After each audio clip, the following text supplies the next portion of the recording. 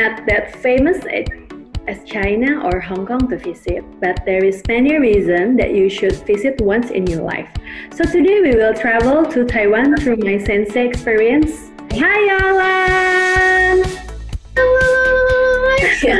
Ni hao ma. 我很好。 Terus, Yolan, aku pengen tahu awal mula kok bisa sekolah di sana tuh gimana awalnya? Jadi pertamanya itu aku dikirim ke sana itu waktu setelah lulus SD, udah dikirim ke sana. Jadi SMP udah mulai ke sana karena ya memang basicnya kan bilangnya apa keturunan kan, tapi nggak bisa ngomong sama sekali gitu. Nah, jadi biar nggak KW banget, kirimlah ke sana. Oh, itu penyebabnya. Iya, jadi sekalian belajar juga. Terus belajar bahasa. Nah, terus struggling dong. Secara belajar bahasanya di negaranya dari yang benar-benar tahu kan? Iya benar. Jadi tahu kan? Iya benar-benar kayak justru tapi pertama sebelum ke sana memang di sini udah les dulu. Tapi lesnya udah lama sebenarnya. Lesnya juga sekitar. Sebenarnya dibilang basic juga enggak karena kayak lesnya tuh pelajaran sekolah gitu sebenarnya. Karena kan memang di sekolah kan ada kan biasanya. Terus jadi waktu pertama juga nggak tahu bakal dikirim ke sana. Waktu udah tahu mau dikirim ke sana, itu ngafalin nama aja, aduh lama banget. Ngafalin nama aja tuh itu ya minimal harus ada, ya bisa lah tulis nama sendiri, masa nggak bisa gitu. Jadi akhirnya bener-bener kesana cuma bawa bekal itu bisa tulis nama sendiri gitu. Itu aja ngafal. Itu juga ngafal, bener-bener ngafal mati. Apalagi tulisannya kan susah kan? Iya, tulisannya bukan ABC kan dia. Tapi sebenarnya orang-orang China gitu apa sama ya dengan orang Taiwan? Mereka sebenarnya appreciate loh kalau kita ngomong walaupun terbata-bata ya. Ya nggak sih? Bener nggak kalau Taiwan? Iya, karena kan ya itu bahasa ibu mereka kan. Pasti seneng lah ada yang bisa bahasa mereka gitu. Iya benar-benar. Kayak aku waktu ke Shanghai walaupun bahasa Mandarinnya perbekalannya simbol banget. Nah itu mereka appreciate loh. Mereka ngajakin Jadi ternyata China nggak yang kita pikir jutek or gimana ya kan. Terus di sana habitnya kayak gimana sih perbedaannya sama Indo?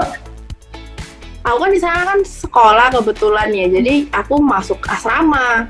Jadi tinggalnya di asrama gitu karena masih kecil kan, jatuhnya masih di bawah 17, jadi masih nggak boleh tinggal di luar gitu karena nggak ada yang pantau gitu, karena di sana juga kan ya anak kecil lah gitu. Kalau ditaruh di luar, nggak usah, kalau di luar pun juga harus sama orang tua asuh. Jadi di sana itu harus ada orang tua asuh. Kalau di sana bisa dibilang apa ya? Jadi mereka kalau orang kerja kan workaholic ya, kalau orang belajar tuh apa ya? Jadi coolholic apa ya? Jadi mereka tuh sekolahnya itu kayak orang kerja 8 jam. Aku 10 jam malah. Karena aku orang luar. Ya karena kan aku asrama. Jadi kalau anak asrama itu memang dia sengaja supaya nggak ada waktu untuk mereka bisa keluar kelayapan lah gitu. Jadi jadi sekolahnya itu dari jam 8 pagi sampai jam 8 malam gitu sekolahnya. Nah, tapi ada istirahat kan? Istirahat setiap 1 jam sekali, 10 menit. Jadi waktu SMP itu masih di dalam lah gitu, karena kan masih di bawah 15 ya, jadi kayak masih kecil banget gitu dan baru kan, jadi nggak berani keluar, hanya cuma kayak ya udah gitu-gitu aja, nggak sampai yang gimana-gimana. Nah mulai SMA aku baru berani mulai kerja. Jadi di sekolah itu boleh kerja sama sekolah. Bener-bener mandiri banget kan mereka di sana, jadi kayak kita benar-benar diajarin untuk benar-benar mandiri banget, yang namanya nyuci baju sendiri itu kayak yang di film-film tuh benar banget itu. cuci baju sendiri, yang namanya bersihin kamar, bersihin ranjang, bersihin WC itu wah. Jadi di sana waktu kalau udah SMA itu boleh kerja. Jadi sekolah itu nawarin untuk kayak kalau ada yang mau kerja boleh nih gitu. Jadi kayak part timer gitu untuk sekolah juga. Ada yang ditaruh di perpustakaan, ada yang ditaruh di bilangnya apa ya? Yang buat bayar-bayar sekolah itu apa bilangnya? Iya kayak admin gitu, ya tata usaha. Terus ada yang taruh dibuat bersihin ruangan kepala sekolah, ada yang buat bersihin. Jadi kita sana kan ada recycle. Nah recycle itu paling besar uangnya, karena mereka diajarin dituntut untuk recycle gitu. Ya, di sana. Jadi kayak. Jualan bagian apa? Aku waktu itu kerja di perpustakaan. Perpustakaan tuh kayak nyapu apa lap meja gitu. Waktu zaman dulu ya, itu aku gara-gara aku kerja di dua tempat. Aku kerja di asrama sama di perpustakaan. Kalau siang-siang sibuk banget ya, udah belajar 12 sampingan di perpustakaan, satu lagi di asrama. Kalau di asrama jadi apa? Kalau di asrama itu jadi kayak kepala asrama gitu loh, tapi rame. Sabtu Minggu itu pernah sekali kerja di luar juga. Ya, Sabtu kerja aku udah jadi kayak waitress ya bilang kayak waitress gitu. Jadi kayak jadi kerja di restoran Korea gitu. Ya. Tapi tetap ngomongnya Mandarin. Ya secara di sana kan. Hebat banget sih orang multitasking. Iya itu tuntutan hidup. Kalau untuk traveling ke Taiwan itu sebenarnya mereka itu gimana ya, bukan kayak, jadi dia lebih ke nature ya, back to nature gitu loh. Jadi mereka tuh kalau ke sana itu selalu nyarinya pasti gunung, terus kayak tebing-tebing gitu, terus yang kayak tapi mereka gunung juga nggak gitu salju banget sih. Jadi mereka tuh lebih ke, jadi tuh mereka tuh masih autentik gitu loh, masih bener-bener tradisional gitu, yang kayak jalan-jalan tua, gitu-gitu mereka kalau di sana. Jadi selama aku pergi ke beberapa negara, jadi tuh Taiwan itu menurut aku yang kayak jadi tuh dia dari dulu aku SMP nih di sana nih, sampai terakhir aku ke sana pernah kayak 3 tahun yang lalu ya, 2016 atau 2017 gitu aku ke sana. Jadi harganya itu nggak berubah, tapi nilainya naik ya. Jadi uang yang NTD-nya itu sekarang itu udah 500. Dulu waktu zaman aku sekolah masih 200, 300, sekarang udah 500. Harga gitu. Masih sama, hebat dong ya. Harganya sama, tetap gitu di sana. Jadi kayak misalnya aku makan gitu ya, cuma 20 perak, 30 perak tuh dapet gitu di sana. Masa sih? Tapi memang nilainya itu kan kalau untuk kita orang luar kan berasa gitu, maksudnya ya jadi nilainya itu yang naik. Jadi kalau untuk orang lokal mereka ya segitu-segitu aja gitu hidup. Maksudnya kayak expense-nya itu ya segitu-segitu aja gitu mereka. Jadi mereka bisa dibilang cukup ya maksudnya kalau misalnya ini konsisten banget ya kalau untuk orang lokal gitu. Karena kayak misalnya di sini 10.000 sekarang dapat apa gitu loh. Kalau zaman dulu kan 10.000 gede banget gitu. Iya betul. Kalau di sana mereka 10.000 ya 10.000 dari awal, memang 10.000 harganya kayak gitu. Lagian Taiwan tuh emang agak jarang sama turis ya. Turis mau datang ke Taiwan ya. Kalau makanya mereka Hong Kong atau China kan banyak banget kan. Nah Taiwan tuh emang kayak belum terjamah banget. Dia tuh Taiwan bener-bener kecil banget, dari ujung ke ujung itu bisa cuma 5 jam udah nyampe kalau nggak salah. Iya 5-6 jam itu udah sampai gitu sebenarnya. Mereka maksudnya negaranya itu kecil gitu, tapi nyaman, aman gitu di sana.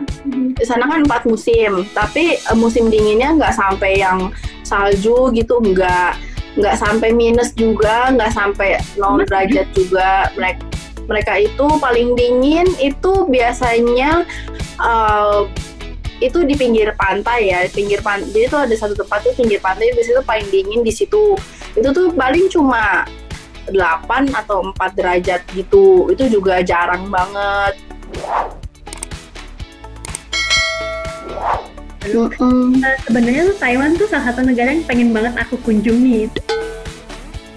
Tapi berhubung corona dan plan itu hilang. Aku pengen banget ke Taiwan ya. Karena mendengar ceritanya Yolan juga. Yolan kan suka cerita tuh soal Taiwan. Makanya aku tertarik banget untuk ngangkat soal Taiwan nih di channel aku. Jadi sana itu terkenal dengan street food kalau di Taiwan tuh. Nah, boba, street food itu rata-rata di Indonesia juga banyak banget ya. Itu dari sana ya? Iya, dari sana semua. Jadi di sana itu dunianya anak jajan kayaknya. Ya di sana tuh banyak banget namanya pasar malam. Mereka tuh bilangnya yeshi. Jadi aku tuh suka banget sama yeshi. Jadi semenjak aku di Taiwan, aku tuh ke setiap negara pasti carinya pasar malam. Iya. Jadi kalau misalnya di Singapura, ya aduh susah banget cari pasar malam, kayaknya nggak ada sama sekali. Dan kesannya tuh kayaknya mereka tuh kalau pasar malam kayak tidak baik gitu. Kalau di Taiwan tuh kayak setiap tempat pasti ada pasar malamnya. Jadi itu cuma kayak satu jalanan gitu. Jadi jalanan, jadi semua orang tuh jualan di situ gitu. Jadi apapun street food, baju, mainan itu semua di situ ada gitu. Jadi itu yang menurut aku yang paling menarik dari Taiwan, yaitu pasar malamnya di mana-mana. Oh ya, makanannya apa aja tuh selain kayak boba? Itu makanan di ini yang silin itu, yang di Indonesia. Itu Taiwan juga ya, mana aku lupa. Iya, sebenarnya bener. Silin itu sebenarnya bukan nama makanan. Silin itu nama pasar malam sebenarnya. Oh, I see. Gitu. Di sana Airbnb-nya, tempat tinggalnya itu murah. Makanannya apalagi murah banget. Bener-bener yang pasar malam kan. Nyarinya pasti pasar malam kalau mau makan. Terus transportnya juga murah ya, karena harganya sama aja sama seperti dulu Yolan tinggal di sana, nggak berubah. Iya, transport murah. MRT kemana-mana murah. Nah, jadi memang tiket pesawatnya aja yang travelers harus nabung, ya. Benar. Terus jadi Taiwan itu aku tinggalnya di utara. Aku tinggal utara, jadi dia Taiwan itu ada bagi 3 sih, utara, tengah, sama selatan. Nah paling biasa tuh orang tuh pasti karena international airportnya di utara kan. Jadi ya pasti turun di utara gitu semuanya rata-rata. Nah biasanya kalau misalnya mereka mau ke selatan, mereka ada ini. Kalau di Jepang kayak Shinkansen gitu. Ya. Kayak ada ininya, ada kereta cepatnya gitu. Itu cuma 2-3 jam udah nyampe ke selatan. Ini menarik banget. Aku jadi sangat-sangat pengen ke Taiwan after pandemic. Iya, harus ke sana. Kalau doyan jajan harus ke sana. Yolan, makasih banyak ya infonya. Nanti kita sharing lagi ya. Iya. Okay, travelers, thank you for joining us on this trip. Don't forget to listen my podcast and subscribe my YouTube channel 20 Minutes Travel with Hannah. Bye-bye.